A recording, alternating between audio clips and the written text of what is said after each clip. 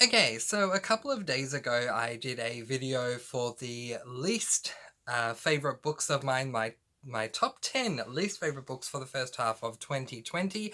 Today we are doing the opposite, where I get to gush about my all-time favorite books that I've read for the first half of 2020, my top 10.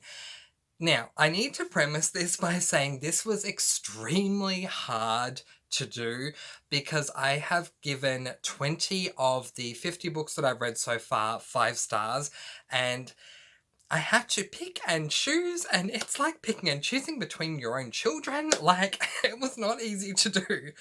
In saying that, I found a top 10 that I am satisfied with, so let's jump right into the list and find out in descending order, or ascending, 10 to 1, what my list is for my most favourite books of all the books that I've read for the first half of 2020, and let's find out which book is coming in at number 10. And it is this book, The Heroes of Olympus, The Lost Hero by Rick Riordan. This is a middle grade fantasy, I think. I think I'm going to call it a fantasy. I don't know if I would call it sci-fi, but probably fantasy, yeah, is the best way to put it. Now, this book is the first book in the second series that Rick Riordan wrote after the Percy Jackson series. However, it was the first book that I read. So I have read The Lost Hero. I've also read The Lightning Thief.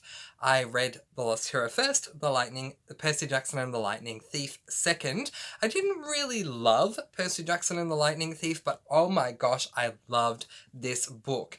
So basically all I'm going to say about this book, because I don't want to give away too much at all, it is a long book, but because it's middle grade, I don't want to say too much. What I will say is Rick Riordan is extremely well versed in Greek and Roman mythology, and you can tell this because he pieces and parcels out everything he knows that is relevant to a book throughout the book. Growing up, I went through a great period of time where I was very much interested in Greek and Roman mythology and all the goddesses and gods and demonology and all that sort of stuff. I found it extremely intriguing. I had no idea what this book was about going in, so it was an extremely pleasant surprise to see all of these Greek and Roman mythological characters being introduced, pieced and parceled throughout the entire book.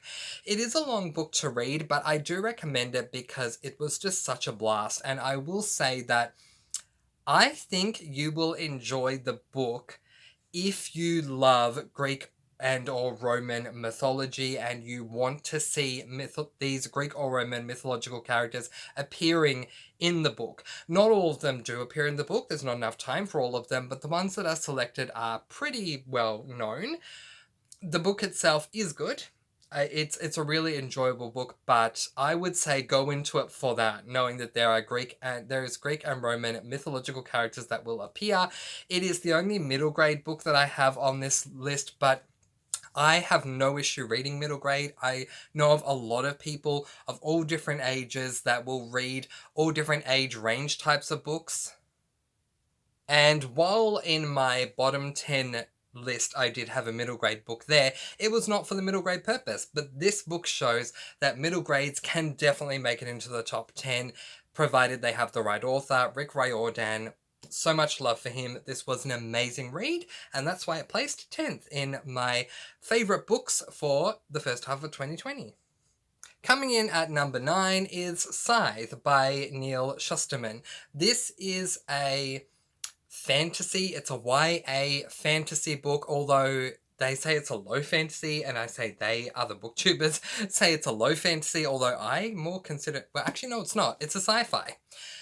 It's a sci-fi with low fantasy elements in it. Look, the genre is extremely confusing because the premise of this book focuses on scythes. You may know them as the Angel of Death, you may know them as the Grim Reaper, that kind of thing. So to me, that's fantasy and not sci-fi, but I'm going to let that go. I really enjoyed this book. The premise of this book is that a scythe has 2 apprentices that they handpick to show the world of Scythedom to, and to see if they can go on to become Scythes themselves. It sounded really amazing, and the book did not let me down. It was just so great to read. I have never read anything like this where someone has taken the idea of the character of Death by the horns and made a story out of it, and it was just really good. I loved the character development. I loved the world building in this book. I think if this sort of thing intrigues you, if the Grim Reaper, the Angel of Death, that kind of thing intrigues you in any sort of way, I highly recommend you picking up Neil Shusterman's Scythe, because it is an amazing read and you will definitely get what you're after with it. So that's why it came in at 9th of my favourite books for the first half of 2020. Coming in at number 8 is my favourite author for 2020, but one of my least favourite genres, surprisingly enough, and that is Steelheart by Brandon Sanderson. So if you've been watching this channel for a while now, you know just how much I love Brandon Sanderson. Trust me, I don't think it's a spoiler to say more Sanderson to come. But this book is a sci-fi / superhero book, and I did not know this going in, and I'm glad I didn't know it going in, because I'm not someone who loves anything superhero related. I was never a child that read comic books. I was never a fan of DC, Marvel, any of that kind of stuff. It just wasn't for me. But going in Steelheart, not knowing that it was a superhero book, then finding out that it was, having a tiny letdown, but continuing to read did so much for me, because this book was so much fun and there was so much more to it than just being a superhero book. So I think that's part of it as well. The premise of this book is that it revolves around the protagonist, whose name is David. David and his father go to the bank. His father is looking to get a loan, and while they are there, they are held up at gunpoint by a bad guy, and the bad guys in this world are referred to as epics. They're held up by an epic, and then the big bad epic of the book comes in and basically, in a really hilarious scene, says to the other epic, "What do you think you're doing? I'm gonna hold up this bank. This is my town, and I'm the one that's gonna do it if anyone will." What we don't know is that Steelheart, which is the name of the big bad epic, is immortal and no one can seem to kill him, and so everyone just seems to accept that he rules in a dark way, let's put it that way. But by the end of the first chapter, David's father has shot Steelheart with his gun. Steelheart does not die, but the wound grazes him, and this is a big OMG moment because of the fact that he is immortal and nothing really seems to harm him, and now we have something that does. Chapter 2 fast forwards many years in the future, and what we find out is that David has spent so David's father dies in the bank, but he spends the time between the end of chapter 1 and the beginning of chapter 2 doing nothing but dedicating himself to researching all the epics, what they're about, what their defenses are, what their weaknesses are, all that kind of stuff, and then eventually he ends up joining a superhero team called the Reckoners to fight these evil, bad epics. It is so much more than that, but oh my god, it was such a good read, and I definitely recommend this book to anyone who loves superhero books anyway. I think you're going to love this because it is a superhero book. But if you don't like superhero books and you're thinking of dipping your toe into the waters of a superhero book, I would definitely recommend Steelheart, because while it is a superhero book, it is that and so much more. And that's why this book is the 7th favourite book of mine for the first half of 2020. Coming in at number 6 is a book that I took a massive risk upon. I loved this film so very much, and I've had situations where I've read a book that I love a lot, have seen the adaptation and not liked it at all. It's kind of ruined it for me, or the other way around. I've loved the film or I've loved the TV series and then I've read the book and then that's kind of just been terrible. So I took a massive risk with this one because of just how much I love the film. But the book, I don't know how. I gave the film 10 out of 10 because it was just amazing. The book was even better. I am referring to Divergent by Veronica Roth. The film is so good, but the book is just so much better. So this book is a dystopian book, and it revolves around Tris Pryor, who is our main character, who lives in a faction. We are in a post-apocalyptic, I think, but anyway. Yeah, something like that. Some kind of post-apocalyptic world. Anyway, where all the characters are living in different factions that they've been placed into, and Triss lives in one of them. Within the first chapter, we are getting really close to her coming of age, and when the characters come of age, they get to choose which faction they want to be a part of. They can remain a part of the faction they were born into, or they can leave that faction and go and become a part of another faction. I don't want to say anything else because anything else would just spoil too much of such an amazing book. The only thing I can say is go out, get this book, read it. It is amazing. And if you've seen the film and you don't think you'll learn more from the book, you will. There is so much more that goes on in the book. The film is taken directly from the book, but there is so much more in the book that the film left out.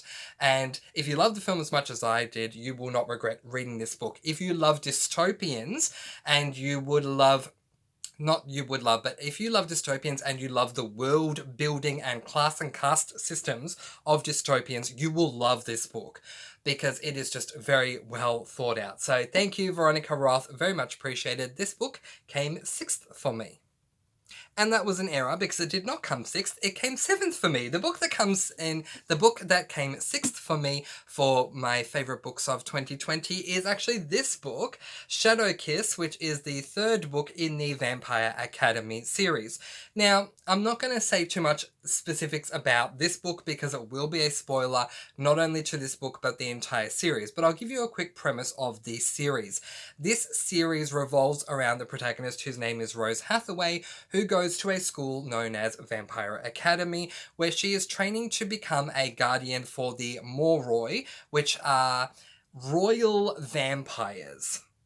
So, yeah. She's trained to become a guardian for vampires, and the school has Moroi and Dampiers, however you say it, who are the ones that are trained to become guardians. It is a really good series. When I first finished reading Twilight, I was recommended to read this series a long time ago when it first came out, and I didn't regret reading it the first time. I think I got up to the 4th book. I finished the 4th book, but I didn't read any of the others. It is a 6-book series. Upon my reread this year, I picked up the first book, Vampire Academy, for the first time in at least 5 years, having forgotten most of what occurs. The first 2 books were a little bit meandering for the first 3 quarters, but the climax at the end was so good that I couldn't help but want to go on to the next book in the series. The 3rd book is amazing from start to end. There are so many good things that happen that I just found myself loving this book so much. And with the first 2 books, I liked them. They were okay, but oh my gosh, I loved this book. I just didn't want to put it down. And if you get to a point where you find a book that you don't want to put down, it should be in your top 10. And also, you know what I mean. It was just an amazing ride. And so this book came in 6th for my favorite books for the first half of 2020. So we're halfway through the list. Let's keep right on going with book number 5. Coming in at number 5 for my favourite books for the first half of 2020 is this book, The Selection by Kiera Cass. Now, little bit of information for you. At the time of recording, I am currently reading the 3rd book in this series, so that gives you some idea to the fact that I not only like the first book, but I also like the 2nd book, which is right behind it. Right there. So I love this series. It is so good, but the reason I chose to pick this book rather than The Elite, which has remained on my shelf, it's not in my top 10, I did love it though, it's definitely in my top 20, is this book really exposes you to this world and the way that things work. For those of you who don't know, The Selection is a YA dystopian book, and there is a class/caste system of, oh gosh, quite a number. I don't remember how many, but I think there's like 8 or 9 or something. It's quite a big number of, different class systems, and depending upon which number you are in, not only determines how you live, but it also determines the type of work that you do. So we follow America Singer, and in the first chapter what we find out is that she's a 5. So they're just referred to by the number. I'm a 5, I'm a 4, I'm a 1, I'm a 2, you know, she's a 5. And as a 5, she is in the arts career. So every single number is assigned a certain career, and she's in the arts career. She can either do visual arts or performing arts, and she plays instruments and she sings, I believe. So I'm trying to confirm that. I know for a fact she at least plays piano and also plays, I think it is violin. But I don't know if she sings, but I think she can sing if she wants to, something like that. Anyway, within the first chapter, there is an announcement made to all the people of Ilia, which is the world where this is set in. So it is a dystopian, but it's a completely new world, not of our own, where the prince is going to be holding a competition called the Selection. And basically what that is the Bachelor, but instead of it taking place with a random dude and all these women, it is the prince taking the role of the Bachelor, and all these women are not only vying for his love, but if he chooses them, they will become the princess. So it raises the stakes up. There are a lot of other things that occur in this book. There are rebels that are fighting against the monarchy, and there are princess lessons to learn, and so many other things that go on. It is just so amazing and such a blast to read. People say in life, don't judge a book by its cover, and if you look at this cover, it just looks like a girl who's standing there in a lovely ball gown. It is so much more than the cover is showing, though. I highly recommend this book, being that when I get through the book I'm currently reading, that I'll be halfway through the series. I love this series so much, and I highly recommend it. Definitely starting in chronological order with the Selection. It was an amazing time, and that's why it is number 5 on the list of my favourite books that I've read so far for the first half of 2020. Now, my number 4 and my number 3 could be swapped and changed around, but I am satisfied with how I've left them. So this is the last book that would not receive a medal, but coming in at number 4, and I'm so happy to say, is Harry Potter and the Order of the Phoenix. This book is so amazing. This series is so amazing. For those of you who haven't heard or read about it, this is probably one of the most popular books ever, but in case you don't know, Harry Potter, the series, is a fantasy series about the protagonist, Harry Potter, who believes for a very long time until he turns 11 that he is a human, and then in fact finds out that he's a wizard, and he ends up going to a school for witchcraft and wizardry where a lot of things happen. And not only do a lot of things happen, but he is also tied to a massive destiny, and it all kind of unfolds along the way. This is I believe it's the 5th book. Yes, it is. This is the 5th book in the series, so one of the middle books, and it is so good. It is the longest book in this series, but it is worth the length. There are books, trust me, that I've read that are extremely long, and they shouldn't be. They should be cut in half, but every single page in this book matters. It is long because there is so much that Harry goes through in the 6th book, and every single moment that happens is so amazing. So that's why I had to have this book in my top 10, coming in at number 4. I definitely recommend the Harry Potter series. I can't find any fault within it to say don't read it. I think the only reason I would say to not read it is if you don't like fantasy or if you don't like magic, then don't read it. But it's just so amazing that if you haven't read Harry Potter, pick up Philosopher's Stone, or if you're in America, Sorcerer's Stone, and just start reading it and let me know what you think, because it's so amazing. But anyway, this book, Harry Potter and the Order of the Phoenix, is the 4th best book that I've read so far this year. And now it's time to give away the medals. So, coming in at number 3, the bronze medal for my 3rd favourite book that I have read in the first half of 2020 is, not surprisingly, by Brandon Sanderson, and it is called The Well of Ascension. This is the 2nd book in the Mistborn series, and it is Oh my gosh, it's so amazing. So Mistborn, to give you a little bit of an idea, Mistborn is a high fantasy book with hard magic systems, which sounds like a lot to say, and really it is, but to minimize what I mean by high fantasy and hard magic system, we explained it in this video or the other one, my bottom 10, one of them, but high fantasy is a fantasy world that is not our own. It's a complete creation of the author. Low fantasy is a world where fantastical elements are included, but it is still in our world. One example of that is the aforementioned number 4 placed Harry Potter. Excuse me. Harry Potter is based in our world. Hogwarts exists somewhere in London. So, I mean, that's low fantasy. Mistborn is high fantasy, so it's a completely new world. Hard magic systems, so you got soft and hard magic systems, and again, I'm going to use Harry Potter as an example. With hard magic systems, which is what Mistborn is about, Mistborn has hard magic systems.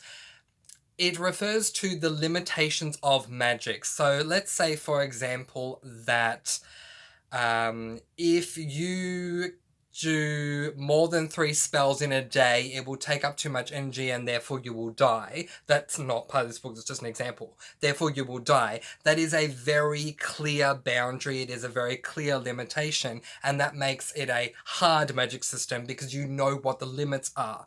When you don't know what the limits are, again we'll hark back to Harry Potter, while there are laws in place with Harry Potter, we don't know the limitations of the magic. We know that there is law enforcement. We know that you're not supposed to say Avada Kedavra. You're not supposed to use the unforgivables, but there's nothing really stopping you from pointing a wand and saying it. There's no limitation to it. It's not like after the 5th time you say Avada Kedavra, you can never say it again. You know what I mean? So in the Mistborn series, it is a high fantasy with hard magic systems, and the premise is that it follows our protagonist, Vin, who is part of a thieving crew who are treating her terribly, and then one day a hero stumbles across her, takes her into his crew, they all treat her really well, and she learns that there is more to her than meets the eye. She is a magical being. The magic system in this world is so amazing. Let's quickly jump to this book because I'm more describing book 1. In book 2, we follow Vin and her quest, her journey, shall we say. Not her quest, her journey. This book, unlike the first book, is very political, and I didn't know if I would like that going in, but by the time I got to the end, I loved it so much that one of the things I came to appreciate walking away from this book, I came to appreciate many things with the book and the series as a whole, is that I don't mind political books, fictional political books anyway. I find it to be really fascinating. I really enjoyed myself with this book.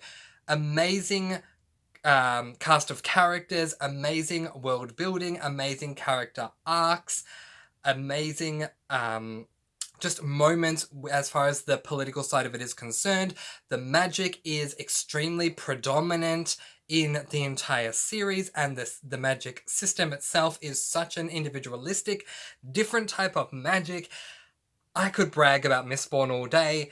Book number 2 wins the bronze medal for me.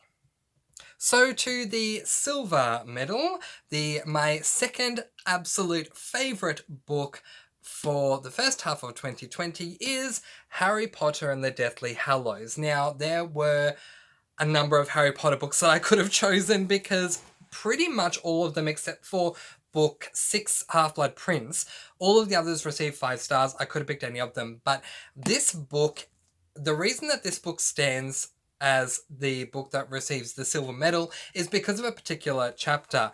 I don't want to give away spoilers. I've already spoken about the premise of Harry Potter and in as much of a non-spoilery way as I can, what the book is about and what the series is about as a whole.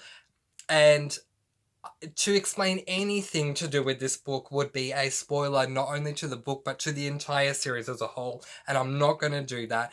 But I will just say that there is a chapter in this book called The Prince's Tale that is so amazing that when I was reviewing this book recently, I was saying, I don't know when I'm next going to reread this book, but I just want to reread that chapter over and over and over and over and over and over again. I think it is one of the single best chapters I have ever read, and that is saying a lot. So much credit to J.K. Rowling for this entire series, but that chapter, oh my gosh, it's so good. But this book as a whole is also really, really amazing. And I will say this.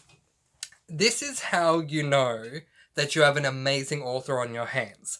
I don't really appreciate, excuse me, I don't really appreciate most of the first half of this book at all. I find it to be a little bit slow in pacing. But the second half of the book is so amazing that despite the fact that I don't like most of the first half of the book, it is still my second favorite book of all the books I've read this year because the second half is so good. So that says a lot. The majority of the books that I've read, if I don't like the first half of the book, I'm either DNFing it or at most I'm giving it 3 stars. But J.K. Rowling's second half of this book is so amazing, especially coming off having read books 1 through 6. So good. Silver medal goes to Harry Potter and the Deathly Hallows by J.K. Rowling. And now it is time to present the gold medal, my all-time favourite book that I have read for the first half of 2020. And if you've been following my channel since January, I'm sure you're not surprised at all which book I am going to be showing you. You know, we've heard of things such as an album, for example, going platinum, or it could go double platinum or something like that. If I could give this book 5 or 10 gold medals, I would. But let's keep it simple and just say it is the gold medal book out of all the books I've read so far in the first half of 2020. My absolute favourite, without a shadow of a doubt to me, and most of you will already know this, is Mistborn, book number 1, The Final Empire by Brandon Sanderson. This book is so amazing. Now, with my third placed book of all my favourite books this year, The Well of Ascension, book number 2 in this series, I explained to you guys a bit about what the series is about so that you had a bit of an idea. But aside from that, aside from all the good things that happen, it is a high fantasy with hard magic systems. We have amazing characters, amazing character arcs.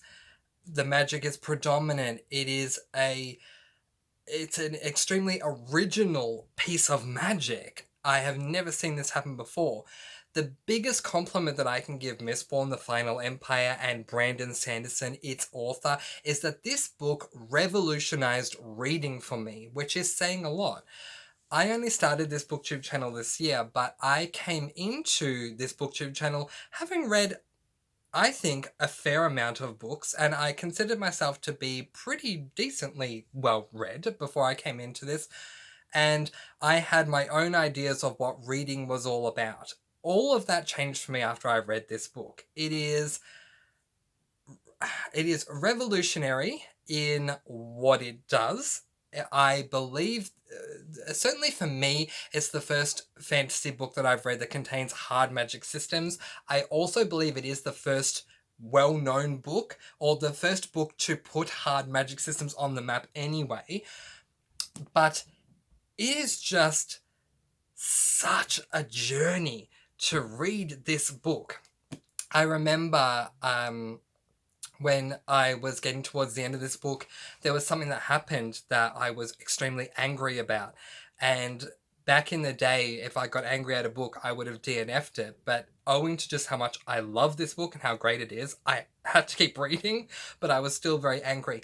By the time I got to the end of the book, when I was reading the final page, I was crying so much because I didn't want it to end. I knew that I was going to be able to read the second book in the series and then the third one after that. I knew that there was more coming. But this book took me on such a journey. It was so impactful to me as a reader compared to any other book that I've ever read before in my life. And that's what I mean when I say it revolutionized reading for me, because it was just this book for me did things that no other book has ever done before. And so I know I talk about this book a lot. I make no qualms about that. I know I do, but there's a reason for it. It is just the best written book that I've ever experienced, let alone in the first half of 2020. So I just give so much credit to Brandon Sanderson in general. I've read a number of his books now, and I hope to keep reading his books as we go throughout the year. But in particular for Mistborn Book 1, The Final Empire, because of just how amazing it is, and it deserves every bit of credit that it can receive. I'm sure that one day it's going to be turned into a film. I hope it's a film and not a TV show, because it deserves to be a film. And then once it turns into a film, just like Harry Potter, everyone else can celebrate Mistborn and just how great it is. But anyway, it deserves the gold medal that it has received. So this is the best book that I've read in the first half of 2020, but also the best book that I've ever read, for all the reasons I've already stated. So these are my bottom 5, 10, 9, 8, 7, 6, and 5 of the books that I've read so far this year. And these are my top 5, 5, 4, 3, 2, and 1. Thank you so very much for joining me for my top 10 books that I've read so far this year. After reading 50 books, these ones are just, they're out of video at the moment, but these books are absolute gems to me.